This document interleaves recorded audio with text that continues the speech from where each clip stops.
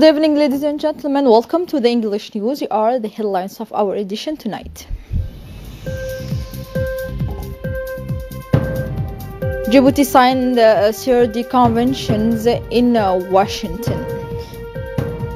To national into continental news toward a third summit between Kim Jong-un and Trump. Welcome if you join us. An important delegation led by the President of the National Assembly, Mr.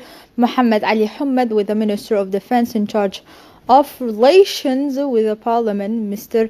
Ali Hassan Bahdon, and the Minister of Women and Family, Mrs. Moumina Hamad Hassan, the Secretary General of the Prime Minister, Mr. Naguib Abdullah, as well as many other personalities went yesterday to Tajura region to participate in a citizen consultation with the population of Tajura. A dialogue initiated by Fihmi Dikirsa, a member of the Great Firma of the city of Tajura, who has written very interesting to renew dialogue with the people elected and discuss the development of prospect of Tajura. The populations of the region of Tajura, with their head of the regional authorities, who's the prefect, Mr. Abdul Malik Mohammed Benoita, and the president of the regional council, Mr. Umar Hussein Hassan, has a warm and popular welcome to the delegation led by the president of the National Assembly.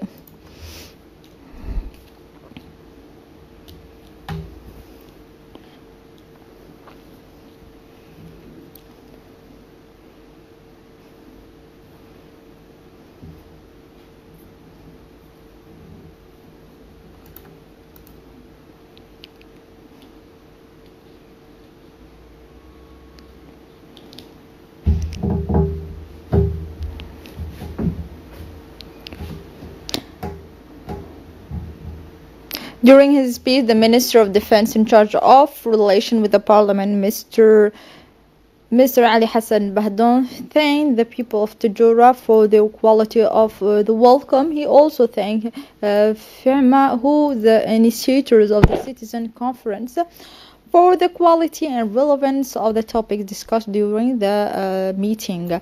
This constructive exchange highlighted the point of the multi-sector strategy implemented by the government for the development and the initiative to develop many areas of the Tajura region. For his part, the Assembly President, Mr. Mohammed Ali Hamad, also presented to his interlocutor the main challenges that will have to be overcome together and to offer a promising new prospect for the region of in terms of job creation and wealth.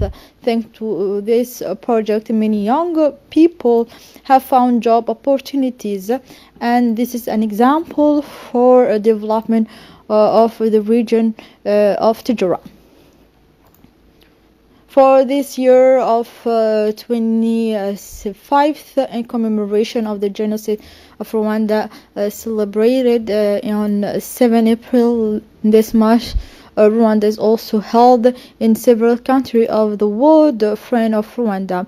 In its topic that the Embassy of Rwanda in Djibouti, in collaboration with the Rwanda community in our country, organized Wednesday in the Palace of People a day of the memory of the genocide against the Tutsi.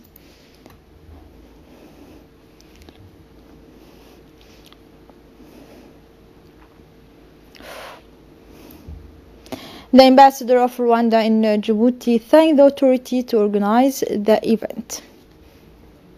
Of the government of Rwanda and on my own behalf, allow me to begin by thanking you all for coming here this morning to show solidarity with Rwanda on this very important day of remembrance. We are humbled that you accepted the invitations from the Ministry of Foreign Affairs and from the Embassy of Rwanda, despite a busy schedule, being a working day. And especially thank you, Minister, for your presence and support in all these commemorative events.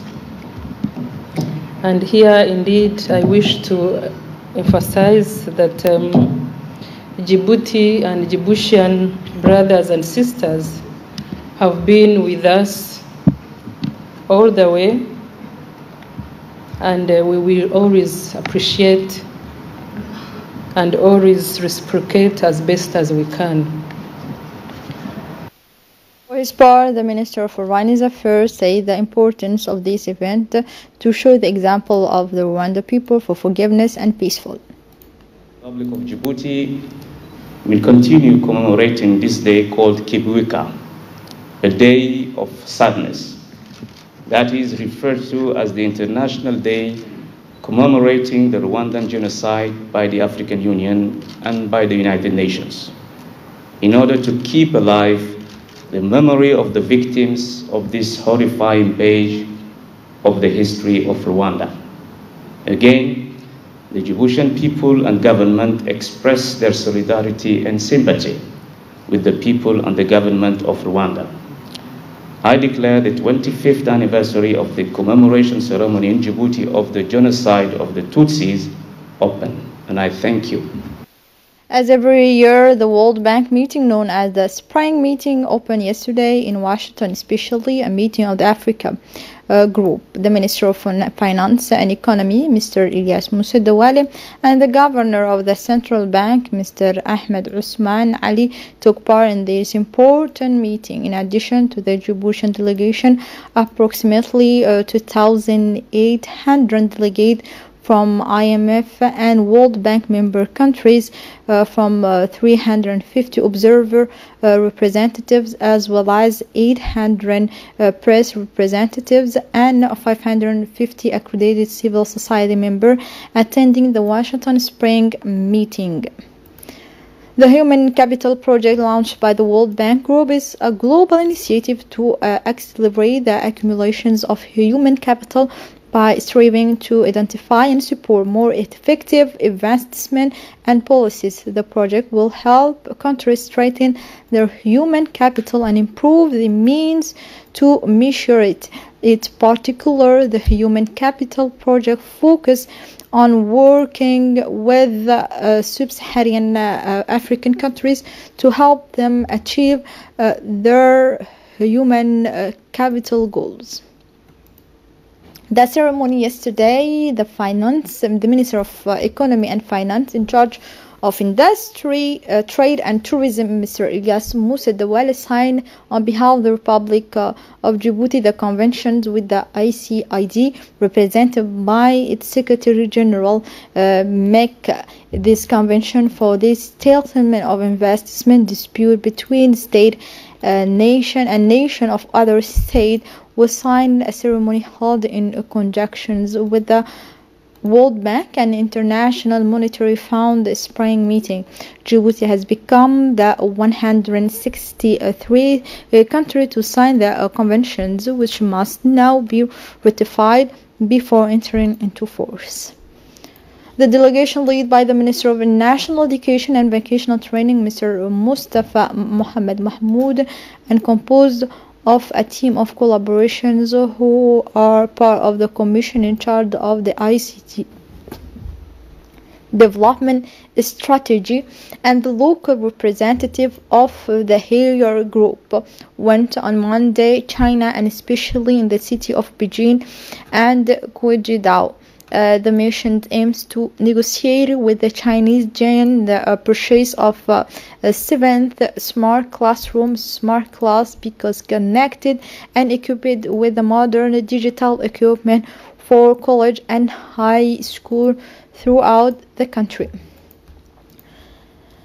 And now let's move on continental news. UN Secretary General Antonio Guterres called for a ceasefire in Libya, where fighting intensified near Tripoli to avoid a bloody battle in the capital after an emergency meeting for Security Council Wednesday.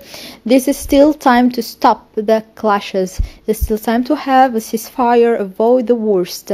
Guterres told the media after 2.5 hours of talk with the council. Kim Jong-un says he is ready for a new summit with Donald Trump, but sets its conditions. The North Korean leader has been in favor of a third meeting with his U.S. counterpart if Washington comes to the negotiating table with the right attitude. In his words, at the end of February, the now talks between the two heads of state quickly slumped on the lifting of sanction demand by Pyongyang. Here, ladies and gentlemen, we arrive at the end of this news edition. Thank you for watching us. Goodbye and have a good night.